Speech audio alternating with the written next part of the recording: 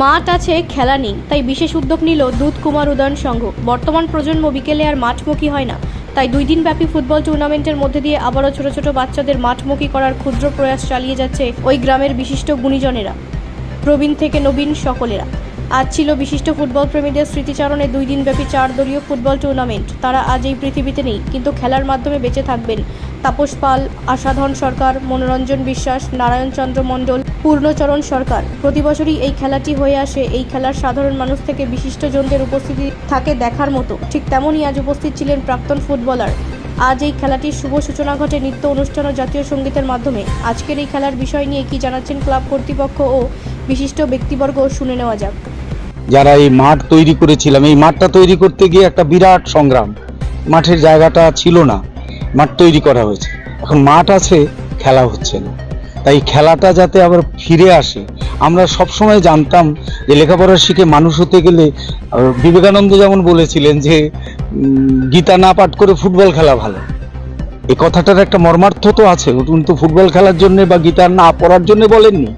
তাহলে সেই মর্মটা হচ্ছে যে মানুষকে মানুষ হিসেবে গড়ে তোলা, তার শারীরিক সক্ষমতা, তার মানসিক দৃঢ়তা, এগুলো তৈরি করবার জন্য খেলাধুলা একটা বড় মাধ্যম। তা সেই খেলা এখন সত্যি সত্যি হারিয়ে যাচ্ছে, আর মোবাইলের এই কয়েক ইঞ্চি স্ক্রিনের মধ্যে সবাই আবদ্ধ হয়ে যাচ্ছে, যে কারণের জন্য ছেলেমেয়েরাও ক্ষতিগ্রস্ত হচ্ছে, তার পরিবার ক্ষতিগ্রস্ত হচ্ছে।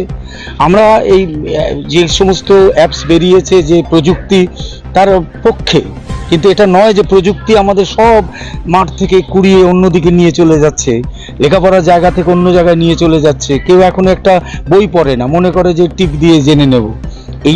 এই প্রবণতার বিরুদ্ধে এটাও একটা চ্যালেঞ্জ।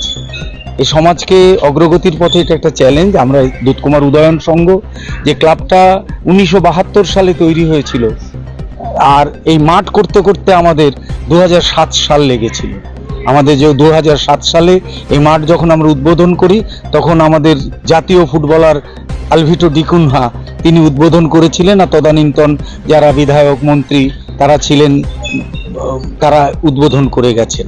আমরা এটা চেষ্টা করে যাচ্ছি নিরন্তর, প্রতি বছর হয়, আমরা খেলাটা চালাই এই জন্যে, এই যে ছেলেরা আছে, আমাদের বাচ্চারা আছে, তাদের মাঝে মাঝে কোচিংয়ের ব্যবস্থা করা ইত্যাদি করার মধ্য দিয়ে একটা চেষ্টা চলছে। তবে দুনিয়া ব্যাপী যেখানে বিমুখ করে দিচ্ছে, আর সেখানে আমাদের এই ক্ষুদ্র প্রচেষ্টা, তা আমরা ক্ষুদ্র হলেও মনে করি যে কিছুটা হলেও তো আমরা পারছি। এই যে কবিতায় আছে, লিখে রেখো 1 ফোঁটা দিলেম শিশির। আমরা 1 ফোঁটা শিশিরও যদি দিতে পারি, তাহলেও তো কিছু কাজ হলো। সেই রকম ভাবে আমরা এটা করে চলেছি। আর আজকে যেমন আমরা 8 টিমের খেলা 2 দিনে ভাগ করে করছি। আজকে প্রথম দিন উদ্বোধনী, তাতে 4টে টিম খেলে, একটি টিম ফাইনালে উঠে থাকবে।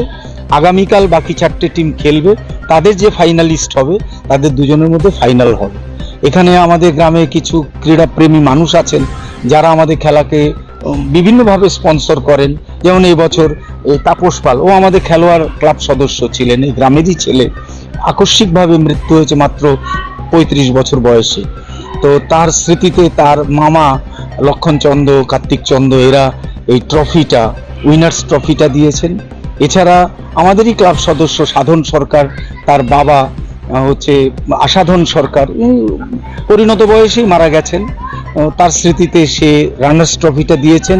এছাড়া এখানে আমাদের দীপঙ্কর, আমার নাম গোপাল চন্দ্র,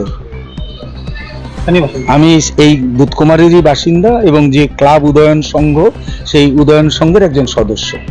ব্যুরো রিপোর্ট, রাষ্ট্রীয় প্রসার বাংলা।